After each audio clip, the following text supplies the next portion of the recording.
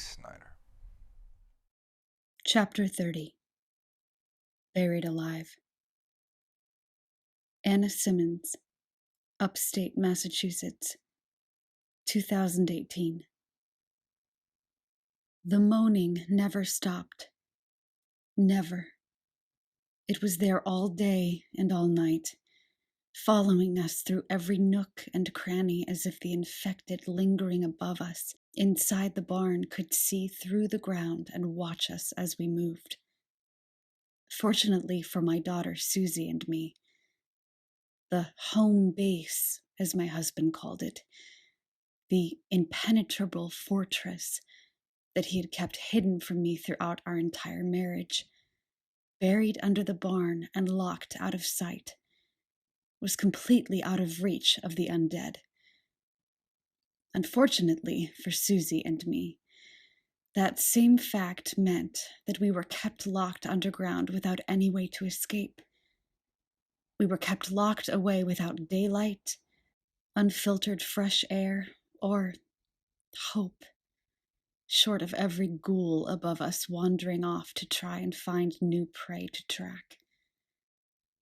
And in the week's time since we stumbled down the stairs, locking the door behind us, I had spent my time doing two things and two things only. The first was crying for the loss of my beloved husband, Sebastian, for my sweet little girl, Sarah, and the constant fear that my son, Archer, might not have been able to find safety, that he too might be dead. And the second thing I tried to do when I felt able to, when I forced myself to try and be productive and come up with a plan other than waiting my life away, was read the stocked shelf full of journals and notes that were left behind by my husband in the event that the infection actually happened. "Mommy?" Susie asked, raising her voice so that I could hear her above the endless moans of the undead. "Can I have some more cereal?" "As long as it's the bran kind, none of that sugary junk," I replied, flipping past a page that detailed the protocols my husband had sworn an oath to uphold even before he had met me. I sat at a small desk with a reading lamp on it, hunched over one of the many journals I had scanned through that day. "What if I mix some?" Susie inquired, giving a crooked eye to the bran cereal on the table. "The bran stuff is gross." "Fine," I sighed, just happy that she had managed to overcome her bout of sudden unexplained illness and had regained her appetite. She ducked back into the kitchen to prepare her meal, pleased by my newfound ability to compromise, and I returned my attention to one of Sebastian's journals, flipping past a few more pages until I came across what looked like the schematics for the bunker we were in, and what I had been searching for ever since we found ourselves in it. The bunker stretched the full length of the barn and even a bit past the outside well. It contained 2 bedrooms, one of which had a set of bunk beds as well as a single bed, no doubt designed for our twins and son Archer, while the other had a queen-sized bed in it, where my husband and I were meant to sleep. The bunker also contained a working bathroom with running water pulled from some kind of system my husband had set up to tap into the nearby wells, a living area complete with hundreds of books on everything that could possibly be conceived of as important in times of survival, an old TV with a collection of classic movies, a couple of exercise bikes that doubled for power generators, and a collection of guns large enough to equip a small army. The kitchen was small and limited in space and functionality, but it gave us more comforts than likely most had in these hard times. And then, in addition to all that, there was the storage room, full to the brim of supplies of every variety from batteries to food, ammunition, and more.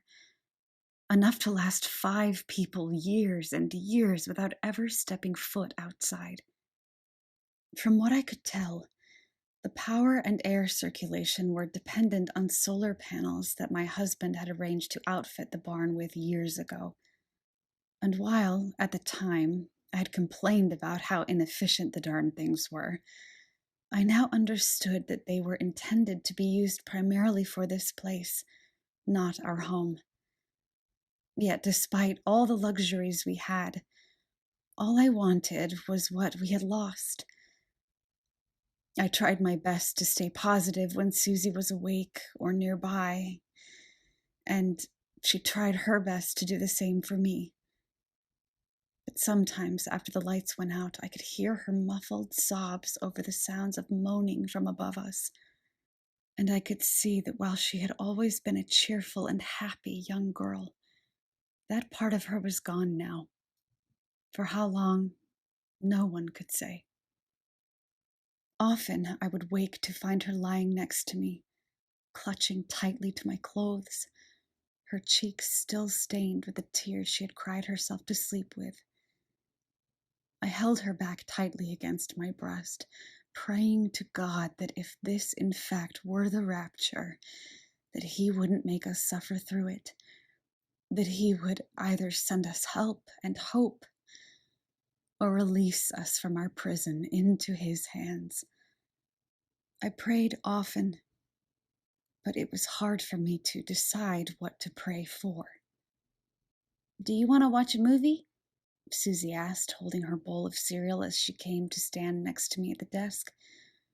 I looked up from what I had been reading and forced a smile for her. "Sure, put on whatever you like," I replied, rubbing my hand against her shoulder while keeping the other pressed against the journal I was reading. Susie walked over to the television set that until that point neither of us had bothered to pay any mind to. Then, as she sat down and began flipping through the selection of movies, I returned my focus to the schematics in front of me, looking for any way out other than the way we had come in. "Mommy?" "Yes?" "What's this?" Susie exclaimed, holding out a disc to me that had been in the player when she opened it. Labeled, "For my family, in case of emergency." I pulled my hand away from the journal I had been reading and dropped my jaw, recognizing Sebastian's handwriting on the disc. "Put that in and press play," I instructed, moving to the couch to sit beside my daughter. I reached down and took her hand, squeezing it gently as the image of my husband and her father came onto the screen, staring into the camera to speak to us from the grave. "Hello, everyone," Sebastian said in his usual upbeat disposition. "Hope things are fine and that it was only some kind of false alarm that put you down here, or maybe just some kind of riot, or who knows what. But hopefully, it's not what this place was built for. I'd like to think that I just happened to be away from the house and was able to get a hold of someone and tell them what to do before it was too late. But that said, if you're watching this, it means one of two things. Either you stumbled upon it by accident while you were down here for I don't know how long and I don't know for what reason, or, more likely, I didn't make it. But thankfully you did." Sebastian continued, smiling tenderly into the camera, knowing that if anyone ever watched this recording, it would be at a time like this. Tears streamed down my face and my heart broke, holding Susie close to me as we watched him speak.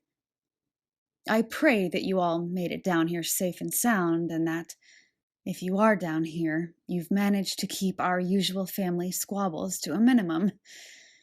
Kids, you listen to your mother. Not just because she's your mother, but because she genuinely does know what's best. Archer, you're the man of the house now. And while I know we never got as close as I felt we should, you should know that you meant more to me than I ever had the balls to tell you face to face. Girls, I know you like to play around and talk back, but times are different now, and No doubt you've either seen some disturbing or downright terrifying things. I'm so very sorry for that, and also that you had to find out about this place in the last minute, but, well, let's just say your mother never would have forgiven me if she had known what I was doing down here, and for good reason. And while we're on the subject of your mother, I'm sorry, sweetheart. I know I made a promise to you all those years ago, but this was a part of myself I just couldn't let go. No matter what my brother did to us all those years ago because of it. You need to understand that if you had made me choose between this place and a life with you, I would have picked you every single time. But for the same reason, that's why I didn't tell you. I love you so much, and I can only hope that you'll be able to forgive me. Especially if I'm still alive, he joked, bringing a broken smile to my face and more tears to my cheeks. Now, since I've said all that, I'll mention one more thing so that this place won't seem quite so hopeless or eerie. Because while I did a pretty darn good job of keeping it buried, don't think that you're trapped down here or that there isn't a way out. Behind the bookcase is another door that leads to a stairwell.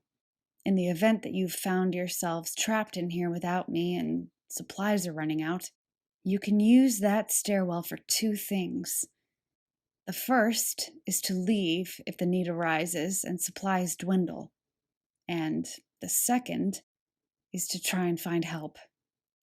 At the top of the stairs is a lookout point that can be revealed by breaking down the boarding around it that were put there to conceal it from view from the outside. There's also a rope ladder there that can be climbed down in order to leave or fetch something if you need it.